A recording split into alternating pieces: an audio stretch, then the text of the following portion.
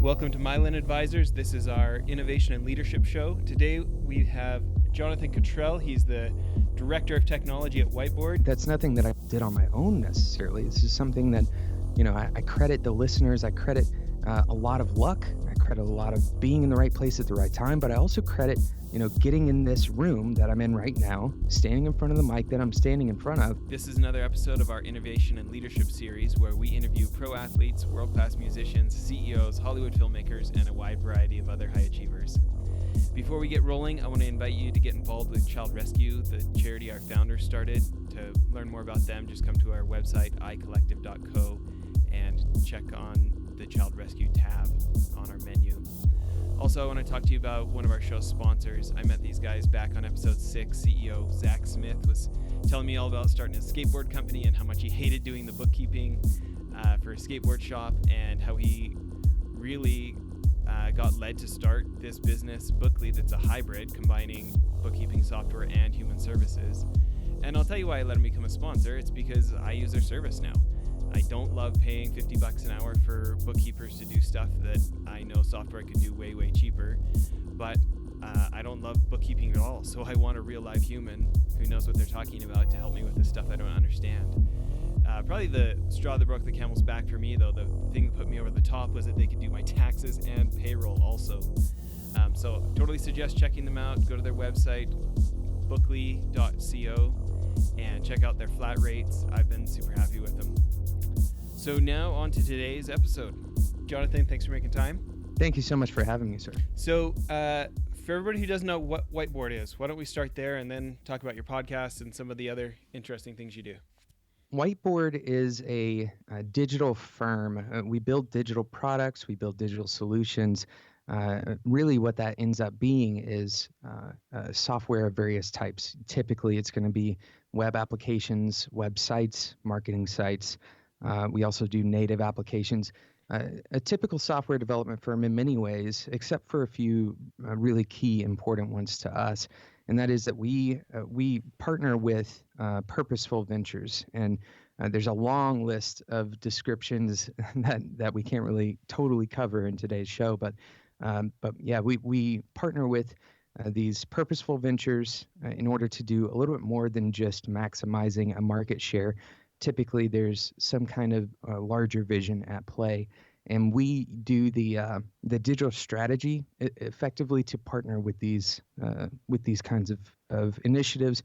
It can range anywhere from a one-person organization that is still in its very early days, pre-funding, all the way up to massive organizations that we worked for in the past. Yeah.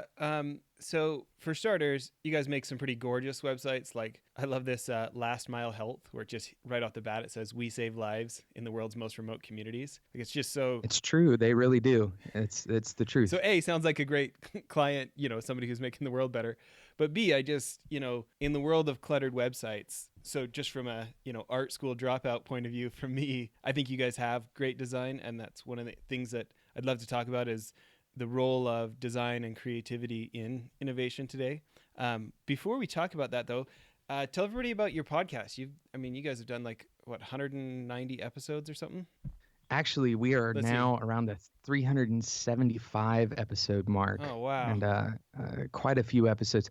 And part of the reason for that is because of the format. The podcast is intentionally short. It's a 5 to 20 minute podcast typically. And depending on the day, depending on, what we're doing for that day, sometimes the interviews run a little bit longer, but we typically try to keep it under 20 minutes, especially if it's a monologue style episode where I'm just talking about a specific topic. But we do 3 episodes per week. The whole point of the show is for me to provide some level of coaching. So not everybody lives in a city or even, has access to someone who can provide them with career level coaching as a developer, specifically on soft skills topics.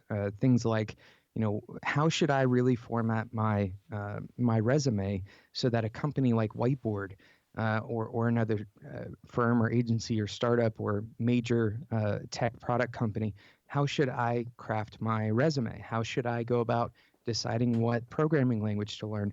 These are all questions that developers have that very often are either unanswered or not answered in a high quality, high touch way. And that was the point of the show from the very beginning. So it's called Developer T, like TEA, and you guys host it. Is it a spec network that you're a part of, or what spec?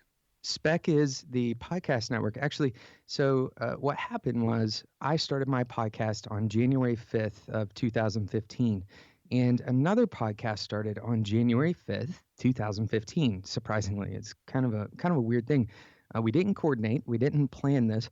We didn't start Spec together. We both just independently on opposite sides of the country started our podcast. And the hosts of the other podcast, Brandon and Brian, they started Design Details. And it's a design-oriented podcast, tons of incredible content on there as well. But as we started progressing and our audiences started growing over the course of 1 or 2 months, we realized that we were kind of in complementary spaces, design and development. And so Bryn reached out to me, one of the hosts of Design Details, and said, hey, what do you think about kind of combining our efforts and eliminating some of the costs, eliminating some of the issues of production quality, while also complementing each other's respective audiences. And that's exactly what we did. So we created Spec. And since then, we've grown to quite a few podcasts. I actually don't have a perfect number in front of my face right now, but quite a few podcasts and some other content outlets as well. Well, let's talk about this for a minute. You and I mentioned just before starting the show the value of content marketing. At Mylan, where we're our consulting firm, when we've got clients that are trying to grow revenue, a lot of times we really make them, we do kind of this audit of looking at their sales program and are they really taking advantage of all the ways that their salespeople could be generating leads instead of out cold calling or something, right?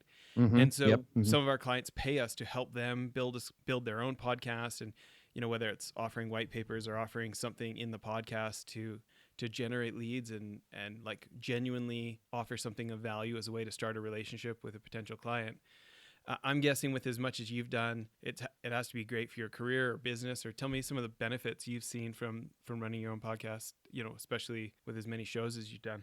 Absolutely. So Developer T on day one, hopefully everyone can guess that the funding that we secured as the major podcast that we are was $0. And hopefully many people can relate to this, right? So many times we start these ventures because we, the most successful ones or a lot of the successful ventures like podcasts start because they are seeking to create authority in a given space, right? Cultivate authority. And that was the reason I started this podcast. One of the many reasons, I suppose, but the main reason from a business perspective was to create authority. I work at a private firm that typically I don't have a lot of opportunity to create authority for my own self unless I create media that other people can consume. I'm working on behalf of my clients, in other words, right? And so what this allowed me to do was share my ideas. I was never really good at blogging anyway. It allowed me to share my ideas in a relatively new format. Podcasting has been up and down. It depends on how you look at it.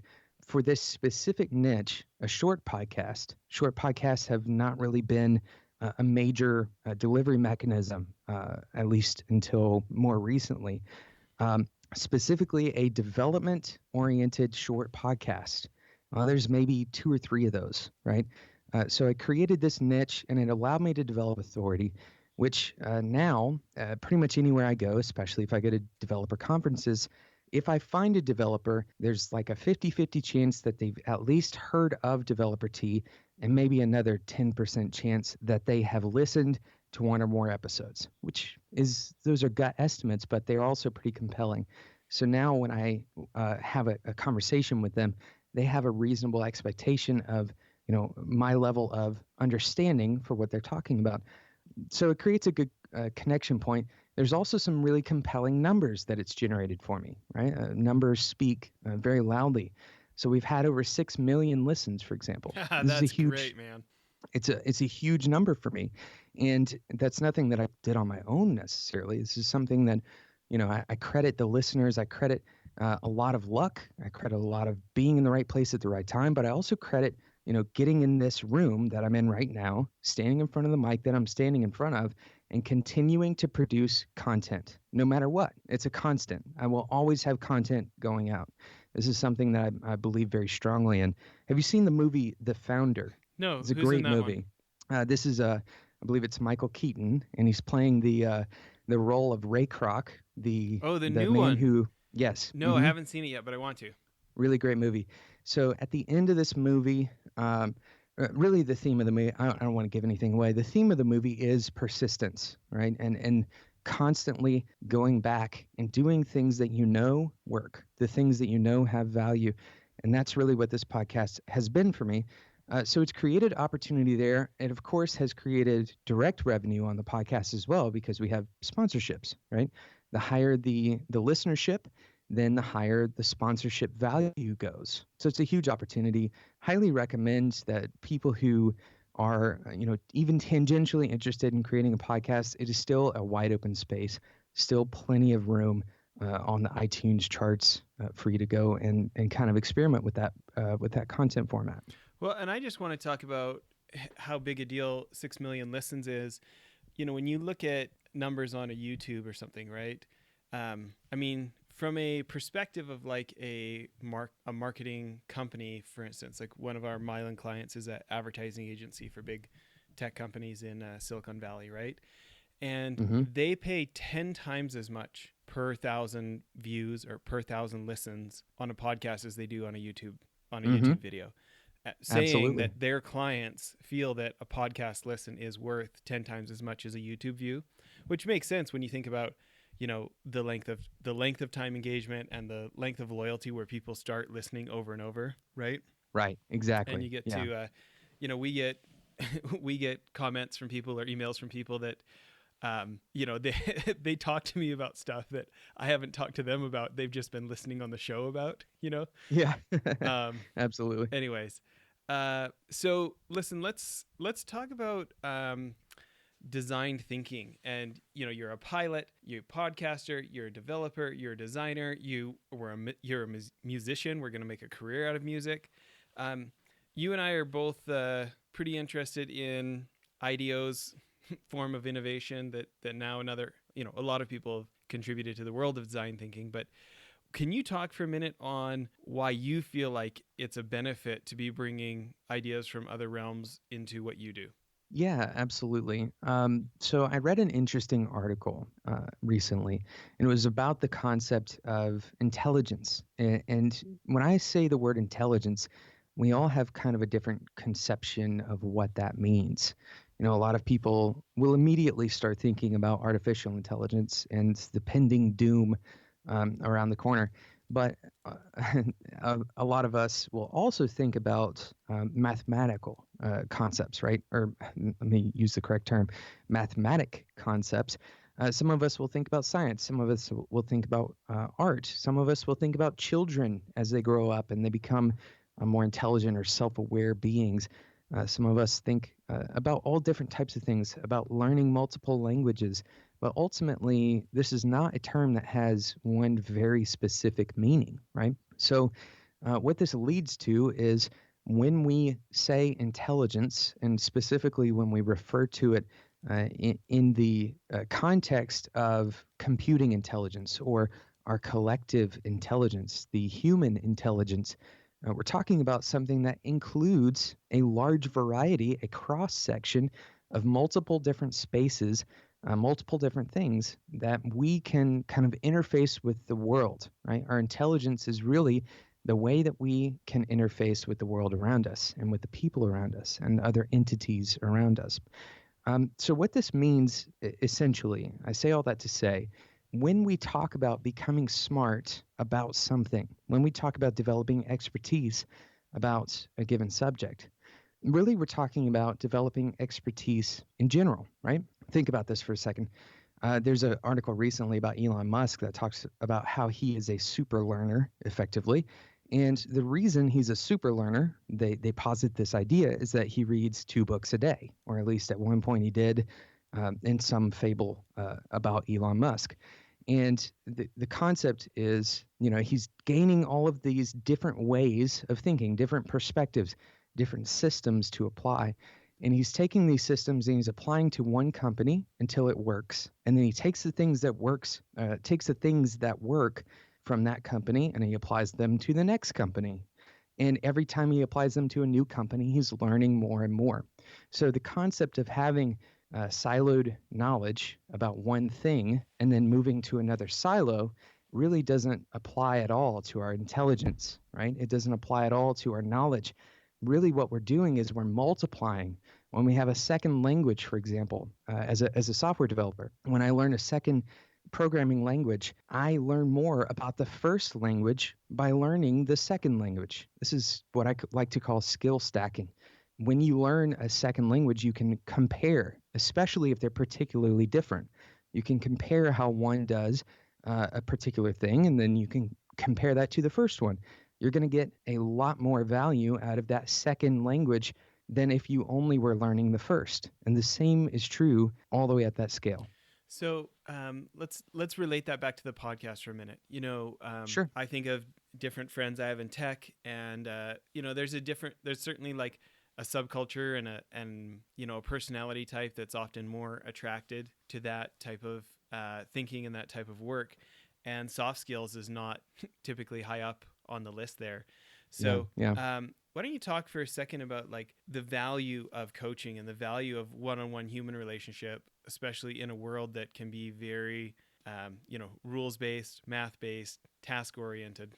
I think, especially for developers and other highly trained, highly valuable, high demand industries, the people who serve in those industries, the developers or the data scientists at the very high level, those people have a sense of security about their jobs, right? There's strong security when you're in high demand, and so a lot of developers have the experience of kind of dictating how their career has gone up until this point. And so what a lot of developers have had I guess perhaps it's a luxury, maybe it's just a mistake of our market or something along those lines, but we've never really had to conform to what most other people have to conform to for their jobs to go well, right? Those things include knowing how to deal well with people, knowing how to interface with another person, knowing how to not offend a client, knowing how to pitch, knowing how to create a sales environment, knowing how to gain a commitment. These are all things that in pretty much every other industry you have to learn to some degree. And a lot of these high level skill industries right now, those people have never really had to do that because the skill itself kind of stood as the one pillar that they needed to get hired, right? This is changing. It's changing rapidly, and it's going to leave the people who have a lack of those skills or who haven't been honing those interpersonal skills, those psychology skills, the presentation skills. How are you dressed, for example? These are very simple concepts that people learned way back in the 50s that we feel like don't apply as much today, but they do. They really do. And so these skills are going to become important again, and especially as technology advances and as more developers enter the industry, we're going to see that high crop or the high yield crop or whatever you want to call them. They're going to be the ones that get the high paying jobs now. So this is important for a few different reasons. One, you can't just wake up one day and start, being having good soft skills, right? It's not a switch that you turn on. It is a skill, just like any other skill. You have to practice at it. You're going to need to practice conversational skills, for example, right? This is very simple stuff, but ultimately, I guess it's simple, but it's difficult, right? It's not complicated, but it is difficult, especially if you're entrenched in old and potentially bad habits. Yeah. So let's talk about, somebody listening to the show, maybe they're in a leadership role, and they've got these folks underneath of them who are heavy technicians and light on some of those skills at inviting cooperation from other humans or things like this. In your mind, learning, I'm hearing a theme that learning by doing, meaningful repetitions is what's going to make the difference. Do you have any tips about maybe someone who's coming from, like, let's say someone in HR who is very human, very, very much sorting the world by human relationships and maybe less task-oriented, as they have to attract task-oriented people on the team to want to learn these skills? I feel like you've named some so far about, the career advancement opportunities, but anything to add to that of, maybe people who sort the world differently, how they can attract task-oriented people to see value in this? Yeah, absolutely. So this is something that I have to do on my podcast, right? Because this is stuff that I'm talking about. And I've potentially gained a voice by being a developer first. And there's a little bit to be said for, walk in my shoes before you tell me what to do. But at the same time, a lot of the same conversational techniques that I use on the podcast can be used, anywhere by anybody. One of those things is being as self-aware as possible, right? Yeah. Do you have So, any, for example, well, I was going to say, do you have any books or any classes or people you look to for folks who want to learn about being more self-aware? that's a good question. I like personality theories. I take as many tests as there are to take. I think that you can't learn enough about yourself. It's one of the most important things, if not the most important thing you can do for yourself, is to inspect your brain, inspect your emotions, and become aware. Certainly things like meditation can help. This is, things like brainstorming, deciding what your values are. This is something, surprisingly, that very few people actually spend tangible time on.